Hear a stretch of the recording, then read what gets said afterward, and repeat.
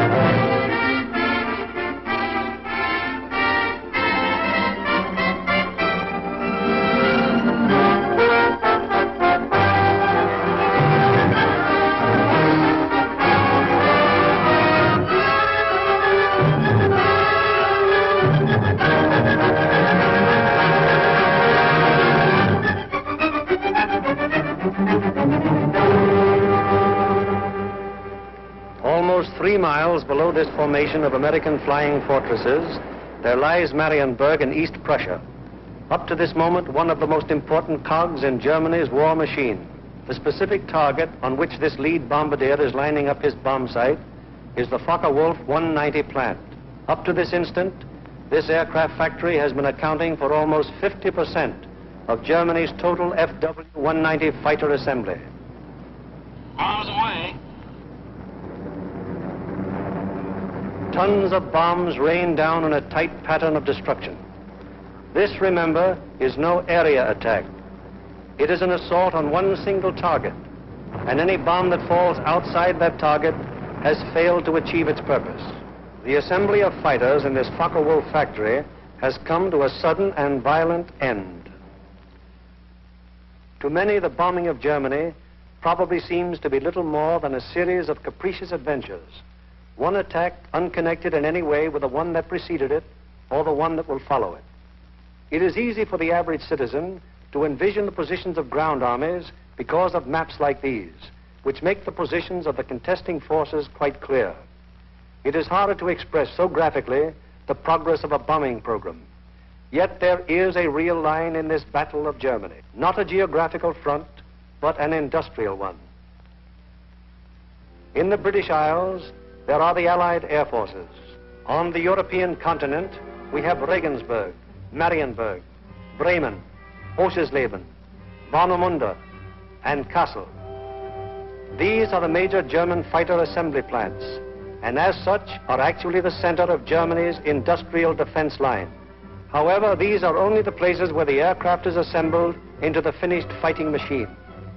Component parts for German fighters are made at Anklam, the Weserflugzeugbau works at Bremen, the great Hedderheim propeller works near Frankfurt, the aircraft tire factory at Hanover, the CAM ball bearing plant at Paris, and the ball bearing factories at Schweinfurt. Obviously, an assembly plant can't operate if other plants aren't building the parts from which the enemy planes will be assembled. Holz produced 29% of all German synthetic rubber production and is in fact responsible for 18% of our entire supply of rubber, natural or synthetic. At Bochum, there's a great steel plant producing high-grade aviation steel. Herøya, up in Norway, is a great producer of aluminum and magnesium, metals which figure importantly in aircraft production.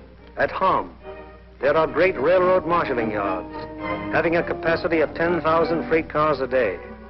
Much of the tonnage handled here is closely connected with the manufacture, assembly, maintenance, and repair of enemy aircraft. And so it is all over Germany and occupied Europe. Everywhere there are plants and installations that contribute directly or indirectly to the making of German aircraft. Industrial bastions which must first be ripped apart before the enemy's armies can be destroyed. The smashing blows by the Allied air forces at Holz, Herøya, Regensburg, Schweinfurt, Hanover, and Frankfurt have had the result of piercing the German industrial line to the extent of 37.5% of estimated single-engine fighter production in September of 1943. If this rate of drop continues, there can be only one result: the eventual disappearance of the Luftwaffe as a defensive force. But these attacks have had other far-reaching effects.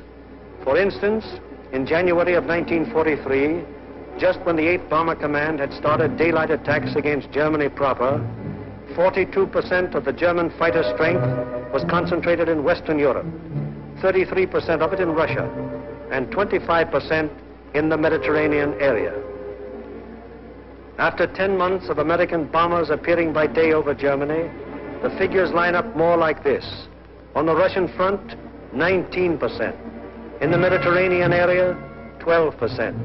And in Western Europe, 69%. Germany thought it was urgent enough to withdraw fighters from two important theaters, all in a vain attempt to save their crumbling industry from the grim, destructive blows of the British-American bomber offensive. That is why the Battle of Germany is being fought. Now we come to the problem: how are the targets selected?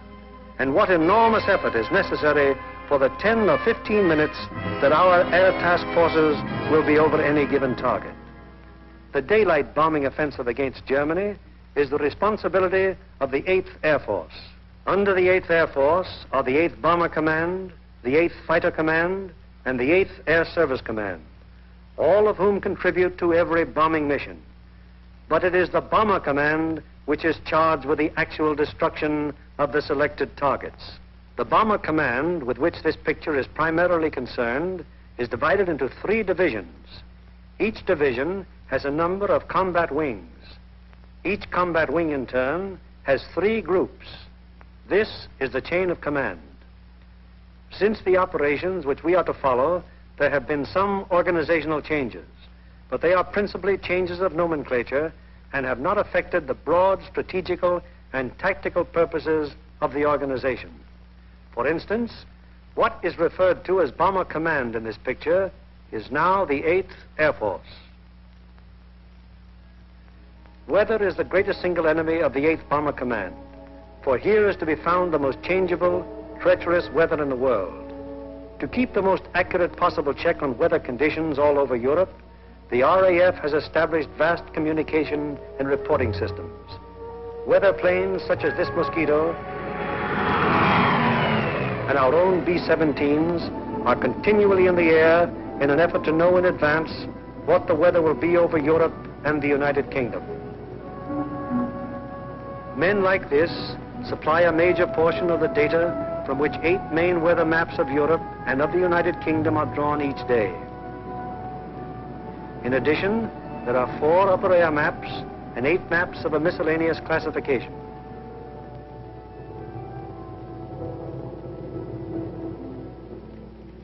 In this room, all weather information is collected, coordinated by the RAF, and sent out by teletype to every responsible command.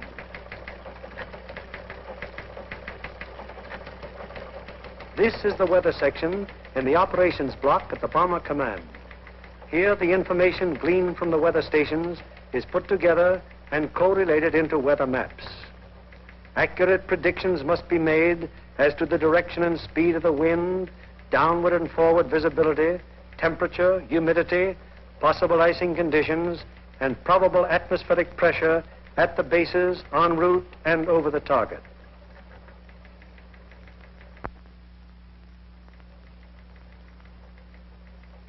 Upon the findings made in this room will depend whether or not there will be an American bombing of a German target tomorrow. This is the operations room of the Bomber Command. Here is where the wheels are put in motion for any American bombing attack. Right now, the officers you see are waiting for the commanding general's morning conference. They are the A3, or operations officer, the operational intelligence officer, a weather officer, and other members of the staff.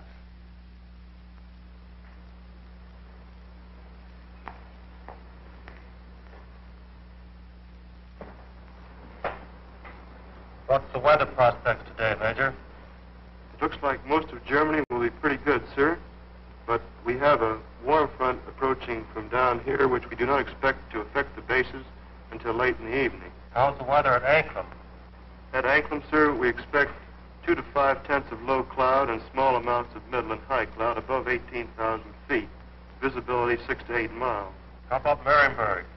At Marienburg, 2 to 4 tenths of low cloud, little or no middle or high cloud, visibility 6 to 8 miles. What will it be at Danzig and Gdynia?